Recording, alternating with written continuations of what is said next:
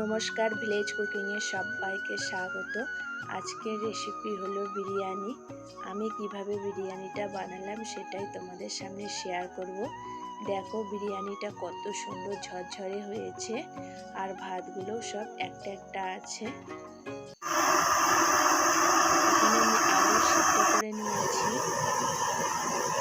এখানে জল গরম করে তার মধ্যে দিয়ে দিয়েছি নুন, গোটা গরম মশলা, একটু সাদা তেল দিয়ে চালগুলো দিয়ে দিয়েছিলাম।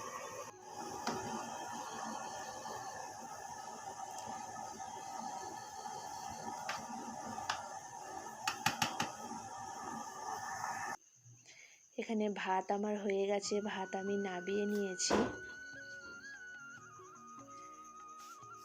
একটা হাঁড়ির মধ্যে সাদা তেল দিয়ে সিদ্ধ করা আলুগুলো সব ভেজে নেব। আলু আমার ভাজা হয়ে গেছে, ওই তেলের মধ্যে পেঁয়াজগুলো ভালো করে ভেজে নেব। 1 চামচ এর মধ্যে ঘি দিয়ে দেব। বেরেস্তাটা ভাজবো, কিন্তু ভেজে আর তুলে রাখবো না।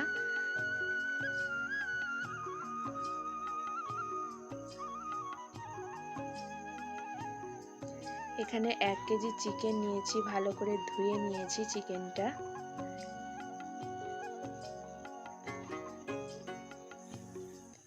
পেঁয়াজ আমার ভাজা হয়ে গেছে, এদিকে আদা রসুনের পেস্টটা এখানে দিয়ে দিলাম।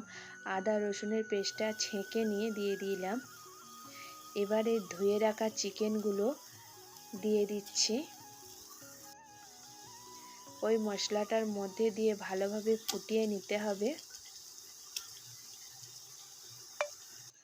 এখানে কি মশলা নিয়েছি দেখো, হলুদ গুঁড়ো, ধনে গুঁড়ো, লঙ্কা গুঁড়ো, মিট মশলা আর বিরিয়ানির মশলা, এগুলো সব দিয়ে দেব। এই সব মশলাগুলো দিয়ে যদি চিকেনটা ভালোভাবে সিদ্ধ করা হয়, খেতে খুব ভালো হয় এবং নরমও হয়।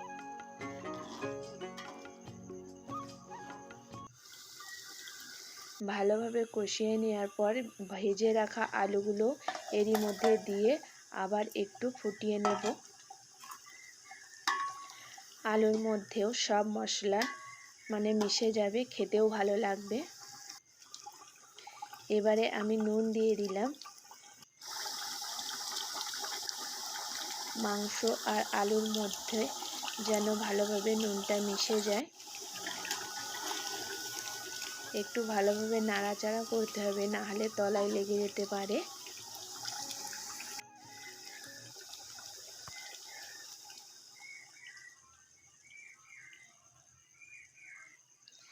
এখানে আমি সময় নিয়ে আলু আর চিকেনটা ভালোভাবে সিদ্ধ করে নিলাম।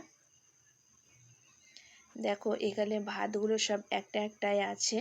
আমি বিরিয়ানিতে কোনো কালার দেব না। এখানে এই যে চিকেনটা করা আছে, ওপর থেকে একটু তেলগুলো তুলে নেব মশলা সমেত। দেখো এখানে আমি তেলটা তুলে নিয়েছি। এটা দিয়ে বিরিয়ানি বানাবো, কোনো কালার ইউজ করব না। এখানে টক দই ফেটিয়ে নিয়েছি আর 100 গ্রাম খোয়া ক্ষীর নিয়েছি। এই হাঁড়িটার মধ্যেই আমি এবার বিরিয়ানিটা সাজিয়ে নেব।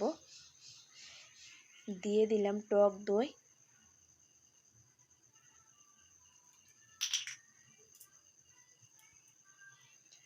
এবারে দেব খোয়া ক্ষীর।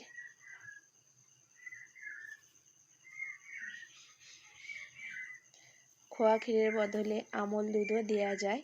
আমল দুধ দিলেও খেতে খুব ভালো হয়। চিনিটা এর মধ্যে তোমরা অল্প করে দিয়ে দেবে। আমার এখানে চিনিটা দিতে ভুলে গেছিলাম, পরে আমি চিনিটা দিয়ে দিয়েছি।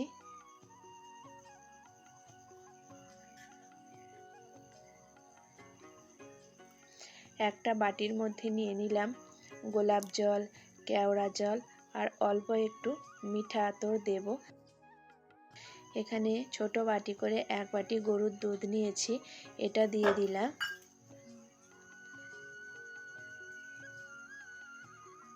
আমি এখানে কিন্তু চিনিটা দিয়ে দিয়েছিলাম। এবারে দিয়ে দিলাম বিরিয়ানির মশলা। এবারে মাংস থেকে যে তেলটা তুলে রেখেছিলাম, সেই তেলটা এবারে দিয়ে দিচ্ছি। এই তেলটা দিয়ে এত সুন্দর কালার আসবে, কোনো ফুড কালার দেওয়ার প্রয়োজন পড়বে না।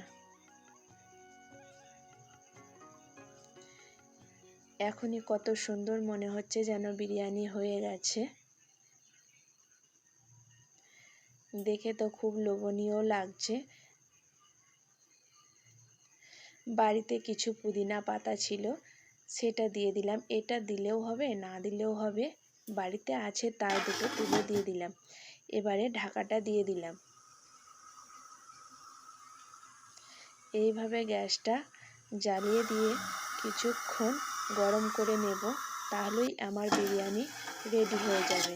দেখো বিরিয়ানিটা আমার রেডি হয়ে গেছে, কত সুন্দর হয়েছে। এটা একটু আমি কেটে তোমাদের দেখাচ্ছি। বিরিয়ানিটা কত সুন্দর ঝরঝরে হয়েছে। বিরিয়ানি তো রেডি হয়ে গেছে, এর ওপরে ঘি ছড়িয়ে দেবে, দিয়ে তোমরা বিরিয়ানি কেটে নেবে।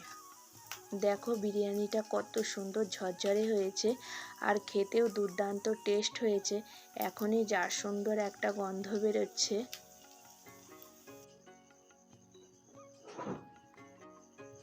এরকম ঝরঝরে বিরিয়ানি কার না পছন্দ হয়।